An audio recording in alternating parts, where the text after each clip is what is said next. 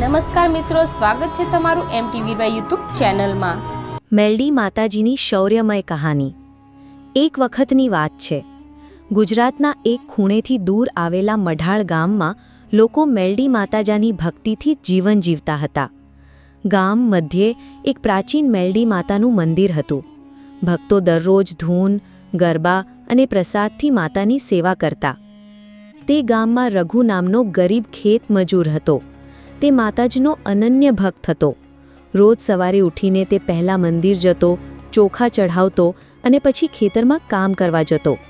રઘુની પત્ની ગોરી અને પુત્ર મણો પણ ભક્તિમાં સાથે હતા।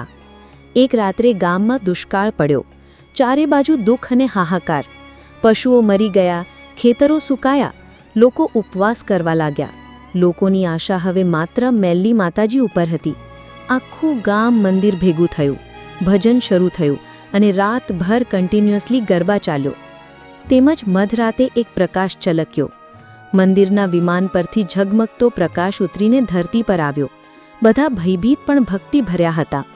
મેલડી માતાજી સ્વરૂપે પ્રગટ થઈ। 4 હાથ, પાળ ઉપર આરૂઢ, હાથમાં તલવાર, ત્રિશૂલ, ડમરું અને કમળ હતા। તેમનો ચહેરો જયકારથી તેજમય બની ગયો। માતાજીએ કહ્યું, મારા ભક્તોએ મને યાદ કર્યું છે, હવે દુઃખનો નાશ થશે। તેઓએ તલવાર ઝલકાવી।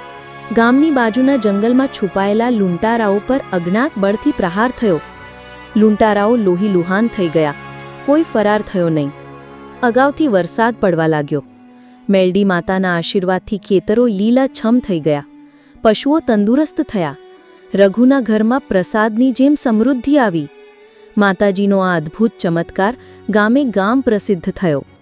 દર વર્ષે લોકો મેલડી મહોત્સવ ઉજવતા લાગ્યા। રઘુને ગામના લોકોને શીખવી દીધું કે ભક્તિમાં શક્તિ છે।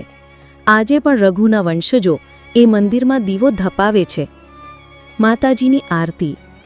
જય જય મેલડી માં ડુંગરે ધામ વિરાજે, દુઃખને દારિદ્ર્ય દૂર કરો ભક્તે જય જય પૂજશે। જે માતાને સાચી ભક્તિથી ભૂલતો નથી, તેમને મેલડીમાં ક્યારેય એકલા છોડતી નથી। તો મિત્રો, આવા જ વિડીયોઝ જોવા અને ઇતિહાસ જોવા માટે આજે જ અમારી ચેનલ MT વીરવાઈને સબસ્ક્રાઇબ કરો।